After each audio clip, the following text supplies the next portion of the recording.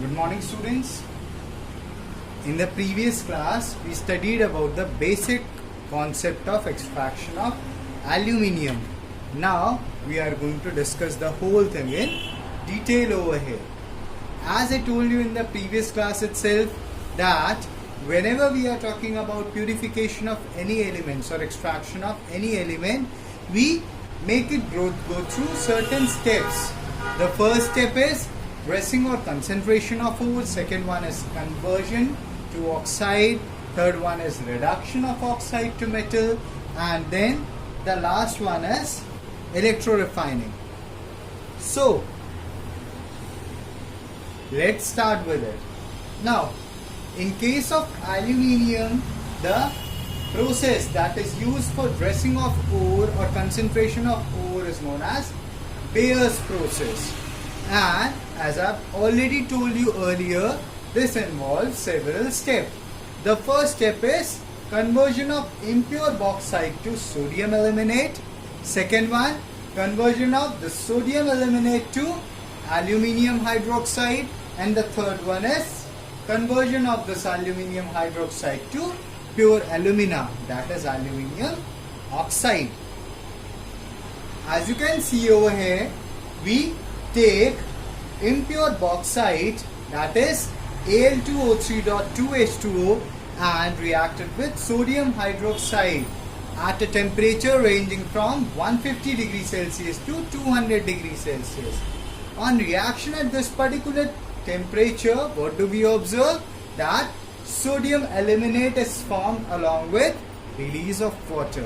Students, if you have a look at this particular reaction carefully, what do you observe?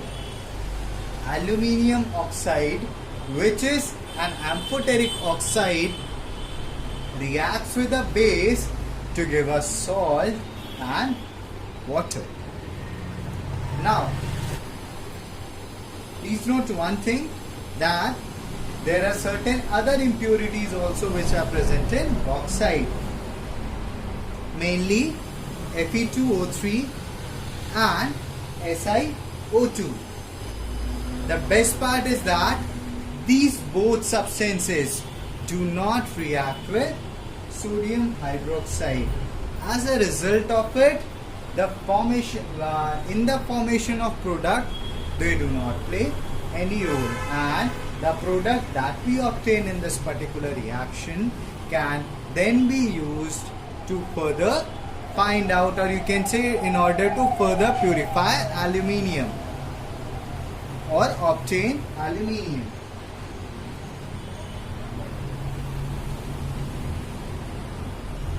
Let's move to the next step, which is conversion of sodium aluminate to sodium hydroxide. Now, when sodium aluminate is reacted with water, or you can say it is hydrolyzed at a temperature ranging between 50 degrees Celsius to 60 degrees Celsius, we observe formation of sodium hydroxide and aluminium hydroxide. Now, aluminium hydroxide does not dissolve in the solution, and as a result, it precipitates down, or you can say it settles down. However, in order to increase, or you can say in order to promote this particular process, what is done? Some crystals of aluminium hydroxide are added externally, and this process is known as seeding. That is, we are adding aluminium hydroxide from outside, and this initiates the reaction, and further it helps out in the precipitation of aluminium hydroxide, and this particular process is known as seeding. After this,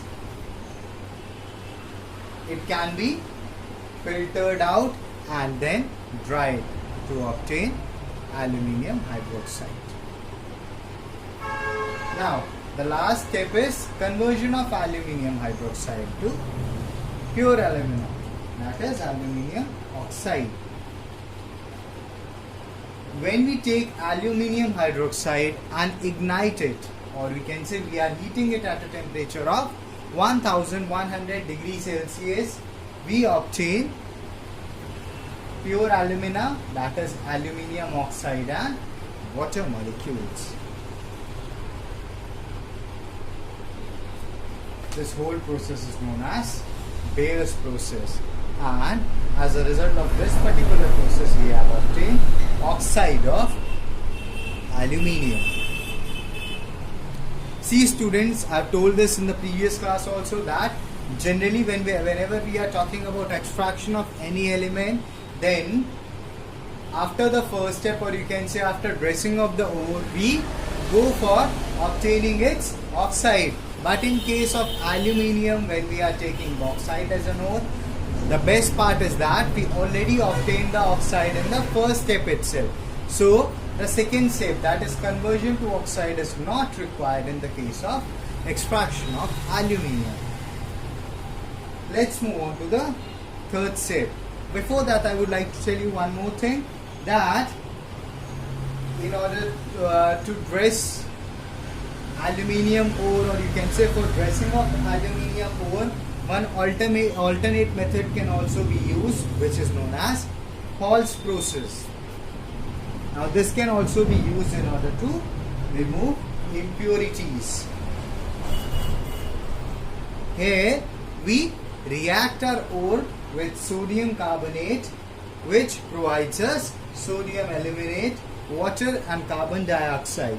Now the sodium aluminate that will be provided over there can further be reacted with water and carbon dioxide to obtain sodium carbonate and aluminium hydroxide. Now further, this aluminium hydroxide on ignition will give us aluminium oxide and water. Let's move on to the third step, which is reduction of metallic oxide to its metal. Now here we are going to take the molten ore or the molten aluminium oxide that was present over here, and we are going to make it undergo electrolysis. This process is known as, or you can say this process of electrolytic reduction is known as Hall-Herold's process. For the diagram of this particular process, you can refer to your textbooks. However, I have tried to make a simpler diagram to make the learning easier for you all. So please pay attention over here. Now, what do we observe? That we have taken a container, and the container has a hole at the bottom to which a tap is attached. Now this tap is moving to another vessel. In this particular container, the walls of the container have gas carbon lining, which are behaving as cathode in this particular case. Now a wire has been used to connect a battery to this container, which is further connected to a charge control lamp, and on the other side it is connected to carbon rods. Now carbon rods will behave as anode over here. This you can observe from the cell itself. You can see the positive terminal of the cell is towards the anode, that is carbon rod, and the negative terminal is towards the cathode, that is the gas carbon lining. Now that means we are having two electrodes, gas carbon lining and carbon rod. And let's move on to the electrolytes. So as for electrolyte, we have aluminium oxide, cryolite and fluorspar. Now we all know that on passing electricity through these electrolytes, or rather let's try to study about these electrolytes first. We all know that for any electrolyte in molten state will dissociate into its constituent ions. So let's see that what are the constituent ions for these electrolytes. So we can observe it over here that the constituent ions for cryolite are Na1+, Al3+, and F1-. the constituent ions for fluorspar are Ca2 plus and 2F minus, and the constituent particles, or you can say the constituent ions of produced from aluminium oxide are Al3 plus and 3O2 minus. Now, what happens when electricity is passed through this particular solution containing these electrolytes along with the aluminium oxide that was produced in the first case? So what do we observe over here? When electricity is passed through this particular solution, then as I've already told you that this terminal of battery is negative and this terminal is positive. So what will we observe over here?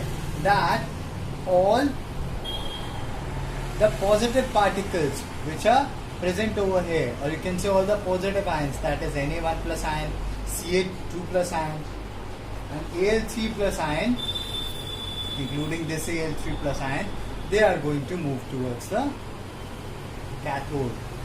See, the electrolyte is here, so all the positive ions, obviously they are going to move towards the negative terminal. So all the positive ions are going to move on this side. However, we have already studied that the ion having higher electrode potential will be released at the cathode. So since in sodium, aluminium and calcium, aluminium has the least reactivity, or you can say it has the highest electrode potential, so it will be released at the cathode.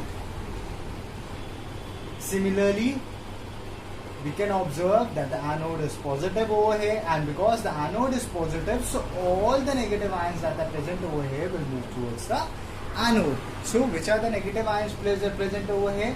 F1 minus and 3O2 minus.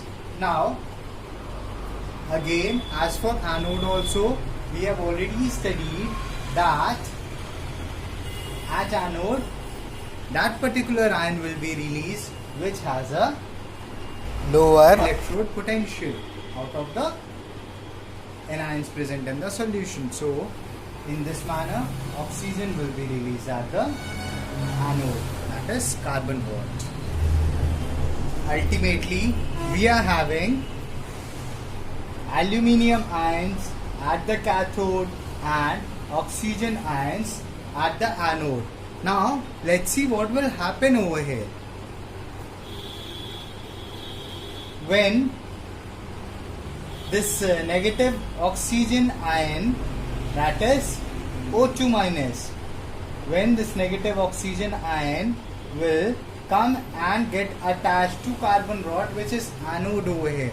Now what will happen over there? We all know that this is positive and the ion, that is oxygen ion, is negative over there. So obviously, in order to gain neutrality, what will happen? The extra ions from the oxygen will move to carbon rod, or you can say oxygen ion will lose its electron to carbon rod. Now, as we observe that one atom of oxygen will lose 2 electrons to this particular carbon rod. And on the other hand, what do we observe? That this aluminium, which is positive, it will gain certain electrons in order to gain neutrality, or you can say electrical neutrality. Since it has Al3 plus charge, that is, it has 3 plus charge, so what will happen? It will gain 3 electrons from here. Now what are we observing ultimately? That oxygen is losing 2 electrons over here, whereas aluminium is gaining 3 electrons over here. So what should be the ratio of oxygen and aluminium such that they both are balanced, or we can say we can balance out the reaction? We all know that if we take 3 oxygen ions, then they will lose 6 electrons over here. On the other hand, if we take 2 aluminium ions, it will gain 6 electrons over here. That means, in order to balance this reaction, how can we write it as? We can take 2 aluminium ions are combining with 6 electrons to give us 2 atoms of aluminium at the cathode, and 3 oxygen ions are losing 6 electrons at the anode. Students, please note Actually, here we are going to obtain 3 nascent oxygen. That means since this will have to be rubbed off, so we will have 3 oxygen atoms. Now, since we are having nascent oxygen atoms and nascent oxygen atoms cannot exist together, so these oxygen atoms are going to react with each other and ultimately we will get 3 oxygen molecules. Now these aluminium being heavy, or you can say the molten aluminium being heavy, settles down at the bottom, and then this can be removed out with a tap in form of pure molten aluminium. However, it is going to contain some impurities in small quantities, which can be further purified by electro refining of aluminium to obtain a higher percentage, obtain aluminium with higher percentage of purity.